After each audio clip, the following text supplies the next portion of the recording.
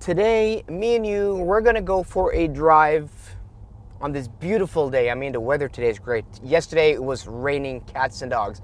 But today, we're driving this new Porsche Taycan 4S. This is the facelifted version, which I have made a whole bunch of videos on. Check those out here on the channel. But today's video is me and you going for a drive. We did this last week with the Audi Q6 e-tron, me talking about that car versus the new Macan EV.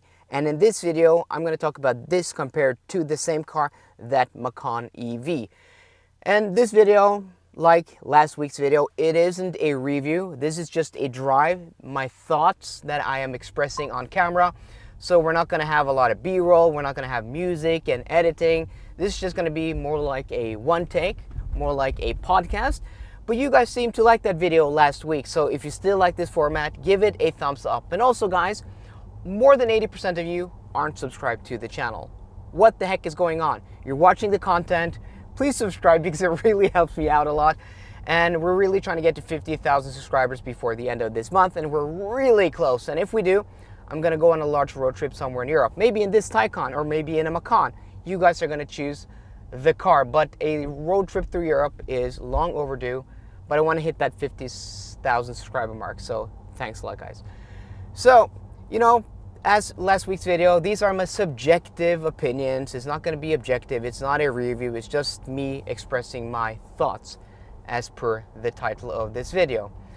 So a little bit of background. I daily a Porsche Taycan Cross Turismo that I've had for 2.5 years.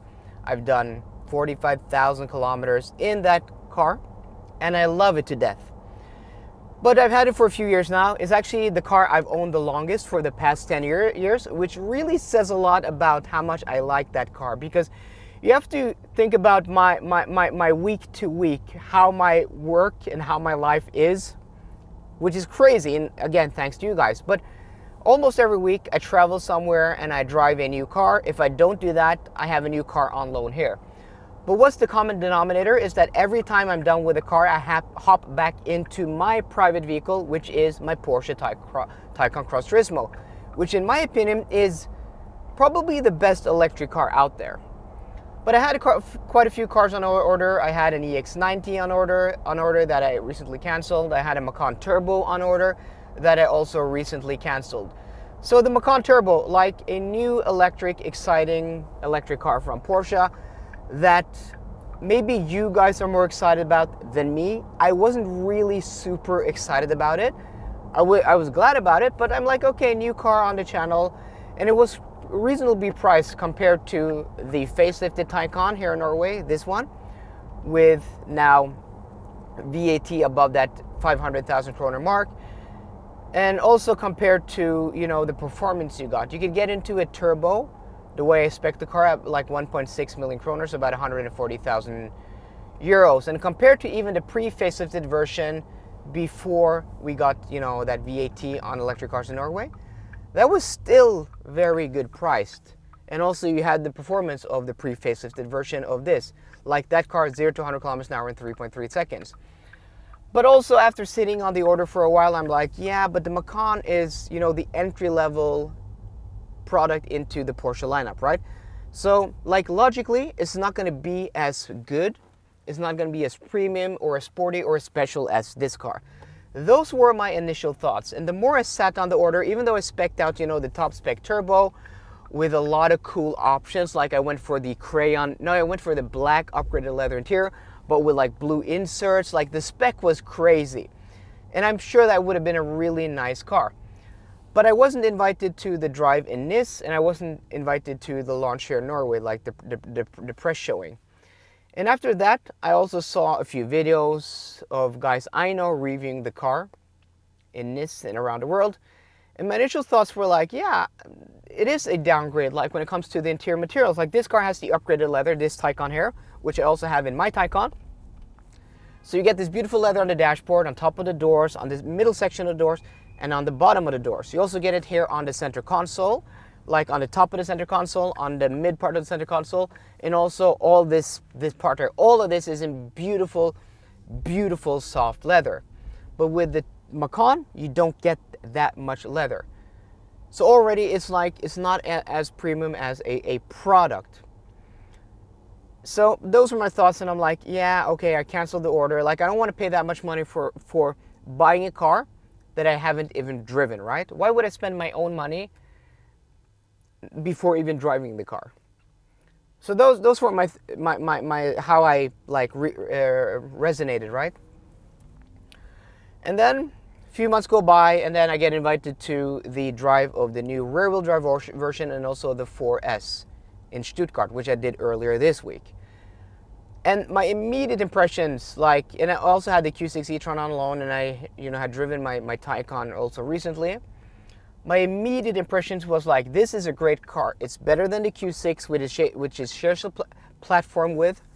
And guys, my speech is a little bit impeded because if you saw my long trip test, I was struck. I was hit by a crazy driver who almost ran me off the road. So my lip is swollen on the inside. That's why it may sound a bit strange. So if you want the full story on that, go check that video out. But that's why, like, I have little small problems talking. But yeah, so I got to drive that car, and my immediate impressions were like, this is a great car. It's better than the Q6 to drive. It's more sporty. It feels more special. But it doesn't feel as nice as the Taycan. It doesn't. So I drove really high-spec cars with rear steer. I drove a rear-wheel drive version and also a 4S. I drove them on the Autobahn with VMAX. I can't talk about, or maybe the embargo is lifted once this video goes out, but I really can't talk about the driving impressions of those drivetrains. So those videos will be out on October 15th. I'm not really sure when this video will be up, but probably afterwards.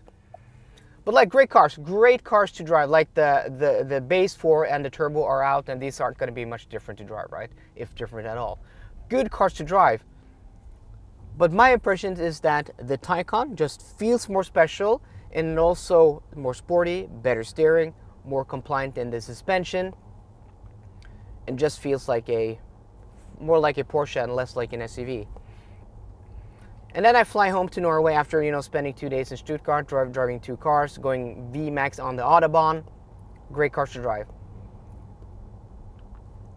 And then I get back here, and then the day after I get back, I pick up this press car from Porsche, the new facelifted Taycan 4S. And this car has also rear steer, air suspension. It does have other few niceties, like it has the torque vectoring rear differential, but that's basically it over those other cars I drove. And my immediate first impressions, so first I actually drove my Taycan from Audi to Porsche, and then I drove this. But my immediate impressions in my Taycan and in this Taycan were confirmed. This is a better product. It feels more special. It's more high quality. It's like the Cayenne compared to the Macan, what the Panamera is compared to this. It's just a product that sits higher up in the Porsche lineup. The switches just feel a little bit more premium. There's just a little bit more leather everywhere. The steering, more natural feeling, better weighted, and better feedback. And also the driving position, like in the Macan, you feel like you're sitting on the car. And of course, it is an SUV, so that's what you get for that. But here, you step down into the car, and then you have these great sports seats, which are super comfortable. And then you have the dashboard that wraps around you. It just feels special, this car. It just feels special, and also it's more sporty to drive. The suspension is more compliant. It's just a better overall product. So you may be thinking, but Chris, okay, we get it. The Taycan is better as a driving machine compared to the Macan. Of course it is. The rear seats here are smaller. The cabin in front actually feels more spacious here, but it has a smaller trunk. Even with a Cross Turismo, it's not going to be as practical as the Macan. I get that. So if you're looking for a family vehicle, if you want practicality, the Macan, even though it doesn't drive as good as this, is going to be better. But that's not what I'm looking for. I have one child. She's 6 years old. I don't need that practicality, right? So for me, at least, which is what I'm talking about, these are my thoughts, my channel, my money, is for me at least, the Taycan is better. So I don't regret, like, that confirmed my suspicion, and my train of thought is that I think the Taycan for me is going to be better. So I don't regret not trading in my Taycan for a Macan Turbo. First off, I would lose a lot of money on my Taycan, and I'd probably lose even more money on that Macan again, going for the turbo version.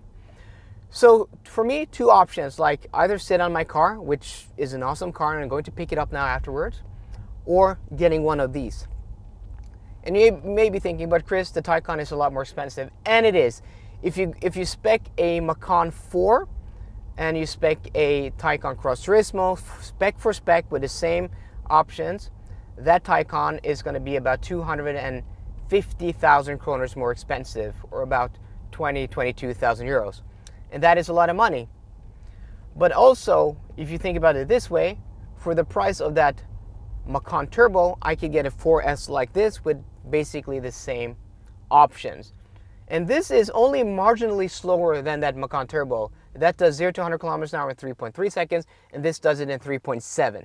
That has a top speed of 260 kilometers an hour. This has a top speed of 250. And this also has a bigger battery pack. It has faster charging. So for my use, I think it's a no-brainer. If I were to go out and spend 1.6 million, 1.7 million kroners on a new EV, I would rather do it on this Taycan 4S than the Macan Turbo. That's just me. Those are my opinions and those are my thoughts. So I don't regret canceling the order on my Macan. And also, after having driven the 4S, I think the 4S is enough. Like that 4S, I drove it on the Autobahn. I think that's enough power. 0 to 100 kilometers an hour in 4.1 seconds, top speed of 240 kilometers an hour. That's the same performance as I had in my Audi e-tron GT that I owned before I owned my Macan. No, my Taycan. My God, confused of all these car names. But yeah, so that's great. I mean, I don't regret it. Let me know what you guys think. Have you driven these cars recently? I thought it would be just an interesting conversation after having driven 2 Macans and 2 Taycans in one day. Just giving you guys my opinion. So I hope you enjoyed this video. I hope you enjoy this podcast, this one take, this rant of me. And if you did, give it a thumbs up and let me know what you want me to talk about next time. So guys, I hope you enjoyed today's video. If you did, please drop me a thumbs up down below. And for more car content, as always, please subscribe. See you guys later and goodbye.